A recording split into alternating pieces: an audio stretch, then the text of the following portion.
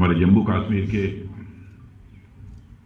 माननीय उपराज्यपाल श्री मनोज जी सिन्हा, जम्मू कश्मीर के माननीय मुख्यमंत्री जनाब उमर अब्दुल्ला साहब, मिनिस्टर जल शक्ति जनाब Javed Ahmed Rana, Shri Satish Sharma, minister government of Jammu Kashmir Shri Jugal Kishore ji Sharma, member of parliament Jammu Kashmir general Anil Chauhan, chief of defence staff, lieutenant general MV Suchindra Kumar, GOC-in-C northern command, Shri Atal Dulloo, chief secretary Jammu Kashmir, यहाँ मौजूद अन्य हमारे सारे जनप्रतिनिधिगण, अधिकारी वर्ग, हमारे सभी सम्मानित वेटरन्स, वीर नारियां और मेरे मीडिया के मित्रों, वेटरन डे के अवसर पर आज अखनूर में आप सबके बीच आना मैं मानता हूं कि हमारे लिए बहुत ही एक प्रसन्नता का विषय है।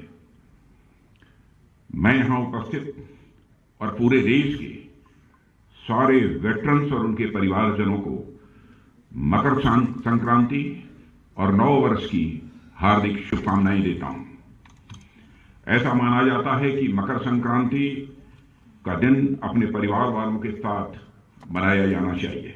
तो आज मैं अपनी लार्जर फैमिली यानी हमारे वेटरन्स के साथ संक्रांति का पर्व मनाने आप सबके बीच यहां आया हूं। साथियों, नाम इसके भले ही अलग अलग हों, लेकिन आज के दिन का उल्लास पूरे देश में एक जैसा ही रहता है। इसलिए इस मंच से मैं आज के दिन का उत्सव मनाने वाले हर एक भारतीय को अपनी तरफ से ढेर सारी हार्दिक शुभकामनाएं देता हूं।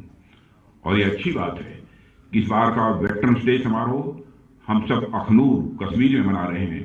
यह निश्चित रूप से हमारे लिए बहुत बड़ा क्षण है, क्योंकि आप देखिए 3 वर्षों से जाने अनजाने में या फिर चाहे अनचाहे सरकारों ने कश्मीर को अलग तरीके से ट्रीट किया है।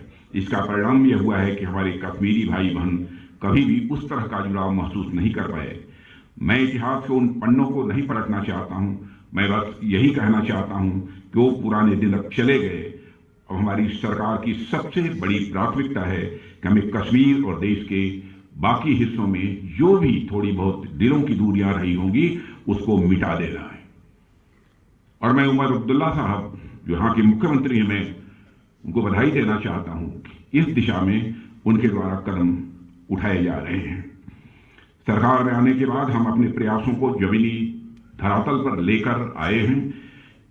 इस हमारे लिए कश्मीर क्या है यह ज्यादा बतलाने की जरूरत नहीं है। अखनूर में वेटरन डे का मनाया जाना इस बात को साबित करता है कि हमारे दिल में जो स्थान दिल्ली का है वही स्थान अखनूर का है, वही स्थान यह कश्मीर का है। हिमालय की तलहटी में स्थित यह क्षेत्र अपने आप में बहुत ही सुंदर जगह तो है ही, इसके साथ साथ इस स्थान का एक ऐतिहासिक महत्व भी है। कहा जाता है कि यहाँ की गुफाओं में पांडव अपने वनवास के दौरान रुके थे। जिस म्यूजियम का आज मैंने लोकार्पण किया है उस म्यूजियम में इसे दर्शाया गया है। भगवान परशुराम का भी इस धरती से नाता रहा है। लेकिन साथियों, पर्यावरण की सुंदरता को समेटे हुए यह स्थान क्लाइमेट की दृष्टि से भी कहीं ज्यादा दुर्गम भी है। भारत के अलग अलग क्षेत्र से लोग इस स्थान पर आते हैं, यहाँ की प्रकृति का वह आनंद उठाते हैं। लेकिन एक बात यह ध्यान देने वाली है कि जो भी व्यक्ति इस स्थान पर आता है वह इसका अनुभव कर पाता है कि यहाँ पर रहना कहीं ज्यादा चुनौती भरा काम है। लोग तो कुछ दिनों के लिए आते हैं, घूमकर चले जाते हैं, लेकिन आप सब ऐसी जलवायु में भी, ऐसे माहौल में भी तमाम चुनौतियों के बावजूद एकदम मजबूत मुस्तैद होकर हमारी सीमाओं की सुरक्षा करते हैं। मैं समझता हूं ये अपने आप में बहुत बड़ी बात है। यहां पर हमारे सारे वेटरन्स मौजूद हैं। बहुत बड़ी संख्या में हमारे सेना के जवान भारत की सीमाओं की रक्षा करने के लिए और आतंकवाद को शिकस्त देने के लिए अपना बलिदान भी देते हैं। मैं कभी यदि विचार करता हूं कि क्या कारण है, कौन सी वह भावना है कि हमारे सेना के जवानों को देश की सीमाओं की सुरक्षा के लिए अथवा इस आतंकवाद से मुक्ति दिलाने के लिए अपना सर्वस्व न्यौछावर करने की प्रेरणा देती है, तो स्वाभाविक रूप से मैं इस नतीजे पर पहुंचता हूं मान, सम्मान, स्वाभिमान हर मनुष्य के हृदय की यह बलवती भावना होती है।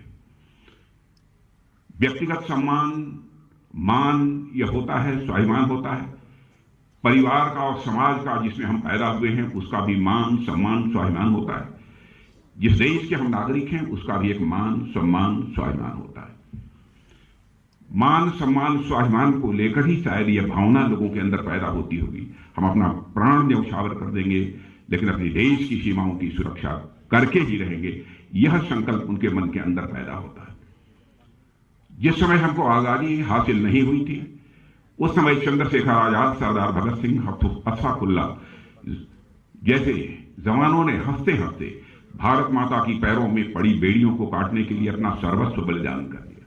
कौन सी वह प्रेरणा थी जिसने उन्हें अपना सर्वस्व बलिदान करने की भावना उनके अंदर यह पैदा की? वह प्रेरणा थी मान, सम्मान और स्वाभिमान की, देश के मान, सम्मान और स्वाभिमान की भावना, जिसके लिए उन्होंने अपना सर्वस्व न्यौछावर किया। चंद्रशेखर आजाद इसी इलाहाबाद के कंपनी गार्डन में अपनी रिवाल्वर की गोलियों से अपने अंग्रेज दुश्मनों को भूनते भूनते जब रिवाल्वर की अंतिम गोली शेष बची तो उन्हें इस बात की चिंता सताने लगी कि कहीं विदेशियों के रिवाल्वर की विदेशी गोली हमारे जिस्म में प्रवेश कर हमारे जिस्म को नापाक न कर दे। इसलिए उन्होंने अपने रिवाल्वर की अंतिम गोली अपने ही सीने में दाग लेने का काम किया था। तब जाकर यह भारत आजाद हुआ है। कौन भूल सकता है उस अशफाक उल्लाह खां को? 21 साल की जवानी थी, मां कहती थी बेटा शादी कर ले, लेकिन अशफाक उल्लाह के दिल में तो आजादी हासिल करने की दीवानगी थी।